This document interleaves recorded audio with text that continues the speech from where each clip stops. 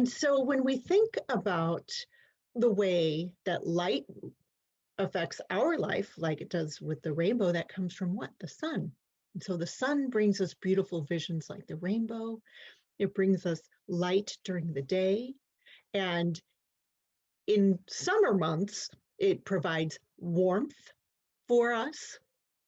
And so all of these things are really wonderful, positive things. So what do you think about when you hear a story about Jesus being the light and being so bright and dazzling? I think of him a little bit like the sun, and that's the S-U-N. But we also know that he is the Son, S-O-N, of God.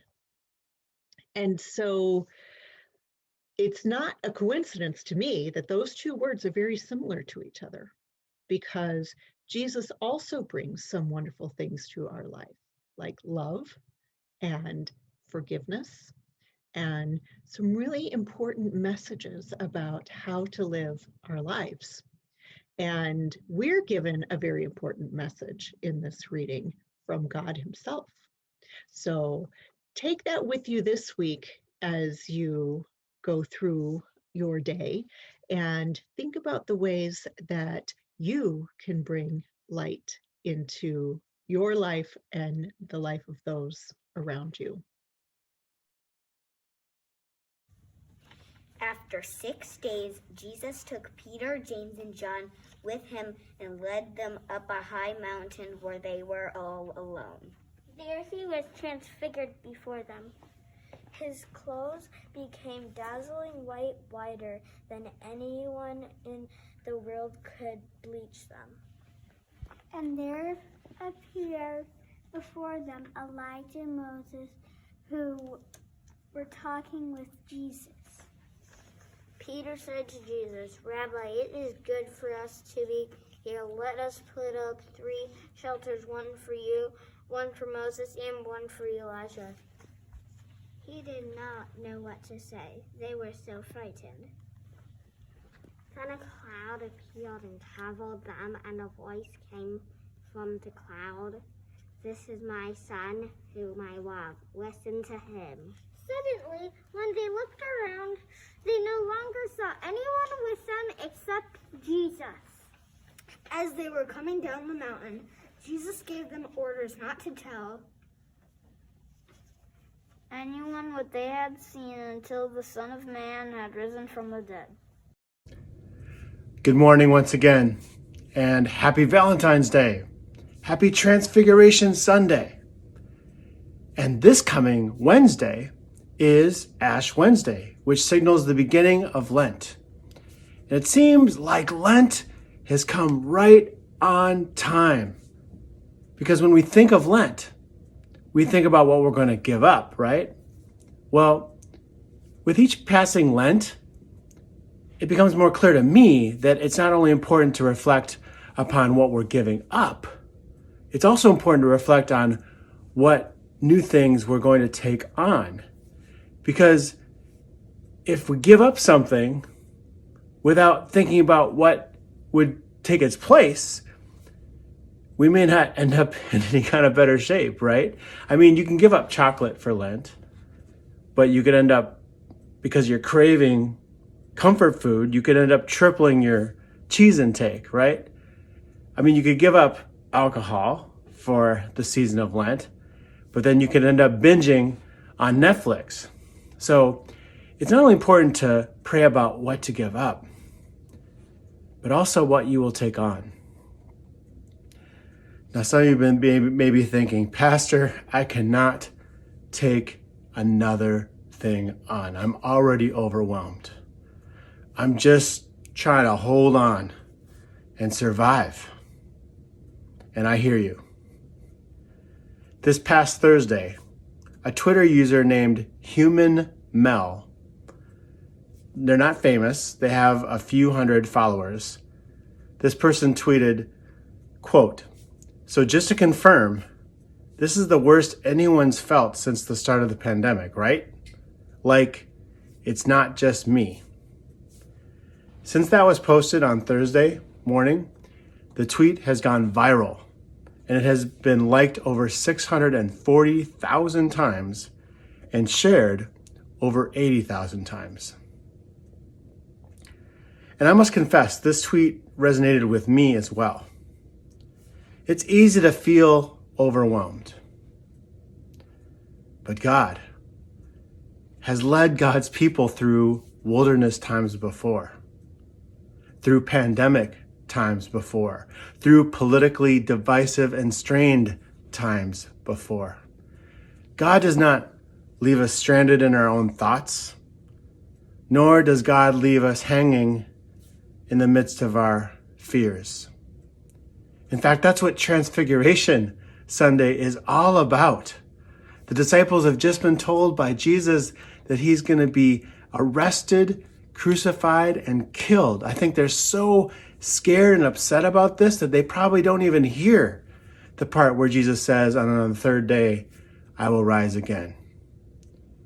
And Jesus, sensing this fear, this uncertainty, brings them up on a mountaintop and breaks into their lives with what could be called a holy interruption. It's what Mark called in the first chapter a kairos moment, where Jesus may subtly speak to us in our conscience, or on a more dramatic strategy, drag us up to a mountaintop, only to see his clothes turn dazzling white, and to be in conversation, to see him engage in conversation with, on the one side, Moses, embodying the law and liberation of God, and on the other side, Elijah, embodying both the prophetic power of God and the reality of all the saints and light always being with us. As you remember, Elijah went right to heaven without dying, and that's why in Jewish tradition you leave a chair for Elijah, just like we picture loved ones who are no longer with us, sitting with us at a table, perhaps symbolized by an empty chair. So either way, whether it's something subtle or something dramatic, God gets our attention. God invites us, especially in this Lent coming, to step back and to listen. We're often so worried about so many things, but that worry is meant to give way to these words. This is my Son, the beloved. Listen to him. And in that moment, that holy encounter, something is reset within us. We feel love. We feel focus. And as we start our journey back down the mountain, we realize we're not meant to do it all. We can't try to do it all. But we're called to do something. We're called to listen and be a part of a few ways Jesus is calling us to create beloved community, because we follow Jesus and Jesus is God's beloved Son. And so Jesus leads us to that right balance between reflection and action, rest and work. And God calls us to something that will allow God to rescue us from spiritual fatigue, weekly monotony, emotional stress, societal helplessness, and social isolation. God is ready to help us find our spiritual center this Lent. Amen? You ready? Ready to sign up? To help our households be places of rest, faith, and joy. And to make a difference in the lives of refugees and the poor in our community. And to show up to feed our neighbors and spend time with friends through our Hot Meals ministry. You're going to be hearing about the many opportunities we are offering, the life groups, the service opportunities during this Lent. Offering just one program at one time would never work because we are a busy community, extremely busy. And so we're offering so many opportunities, not because we expect you to do them all and not to overwhelm you, but to make sure you have plenty of options. I implore every single member of the Pilgrim community to join at least one life group so that we can experience together in each household being centered spiritually and finding that peace and that calling that gives life meaning and purpose. And yes, joy. I now commend to you a wonderful excerpt from a talk I heard recently. It fits perfectly with the theme of Transfiguration. It represents a holy interruption in my life, a teaching moment in which we are called to step back and witness to the beloved Son by creating beloved community. And this talk is shared by permission. I actually reached out and talked to the speaker. His name is Dr. Ibu Patel. I've actually known him for over 20 years. And his associate, colleague at his organization, Interfaith Youth Corps, is named Amber Hacker. She lives right across the street from Pilgrim. We've actually baptized her daughter 2 Septembers ago at the block party. Some of you were there. And he tells an amazing story and gives a powerful message of the kind of love that we are meant to lift up as Christians, even on Valentine's Day. It's all about agape love, a deep, unconditional love that honors the God in us and in each other. And I've been sitting on this talk for a few weeks and been really wanting to use at least an excerpt sometime in worship. So enjoy this powerful testimony. Hello, friends. My name is Ibu Patel. I'm founder and president of an organization called IFYC, located in Chicago. We do work nationally around religious diversity and interfaith cooperation, especially on college campuses and in communities. I'm going to share with you what gives me hope, and I hope that by doing so, it lifts up the hope within you and it helps you become a bearer of hope and one who brings light and beauty to a variety of situations. There's a great line by the American poet William Carlos Williams. He says, "What will they say of us in the time to come? Let them say there was a burst of fragrance from black branches." So let us be that light in a dark time, and let us share the stories that help us be that. One of those stories for me is the story of the Reverend Dr. Martin Luther King Jr. after the Montgomery bus boycott. We have to remember that that bus boycott lasted for over 380 days. People walking to work, enduring false arrests, enduring all kinds of ugliness from their neighbors in Montgomery, Alabama. And what they won was the ability to sit front to back on the buses of a provincial city in the American South. And a journalist actually asks Dr. King about this. And he says, aren't you angry? Such a modest victory at such a high price. And Dr. King says in response, I'm not angry. This isn't the time for revenge. This is the time for redemption. This is the time for reconciliation. This is the time to build the beloved community. And I wonder, at this moment of crisis in America, could it be time to build the beloved community? Could this be the moment to widen the circle of welcome? To stop the lines of division between us and them? I know that might sound crazy when we have seen some of what we have just recently seen. But I want to remind you that our heroes in the past have seen worse and they did better. So Dr. King, when he comes to Chicago in the mid-1960s to lead the Fair Housing March in neighborhoods like Marquette Park, he leads 700 peaceful demonstrators.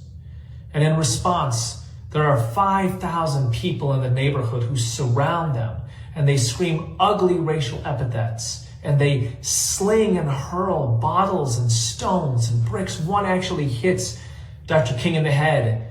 He goes down on one knee. He's hurt. He's bleeding. He stands up and he wipes the blood away, and he continues marching. Actually, somehow escapes his security detail at one point, and he approaches this group of teenagers in the corner of the sidewalk who are frothing at the mouth with their hatefulness, who have bottles and bricks in their hands. And King looks at them and says, "Look at how smart and good looking you are. Why are you stooping to this level?" Such a striking statement, right? Why would King compliment the people who were hating on him in such a violent way? I think that there's a spiritual lesson to be learned here. And I think that there's a strategic lesson to be learned here. The spiritual lesson that King had internalized deep in his heart was that we're all created in the image of God. And though you might be acting hateful, that does not make you a full-time permanent hater. Though you might have committed a crime, it doesn't make you permanently, inevitably, inexorably a criminal. You can be better than your worst act. And part of what King's commitment is I'm going to help you be better. That is my commitment from God, is to see the part of you that comes from God. We Muslims would call that God's breath, God's ruh in all of us. King, from his Christian convictions, undoubtedly saw it as the image of God in all of us.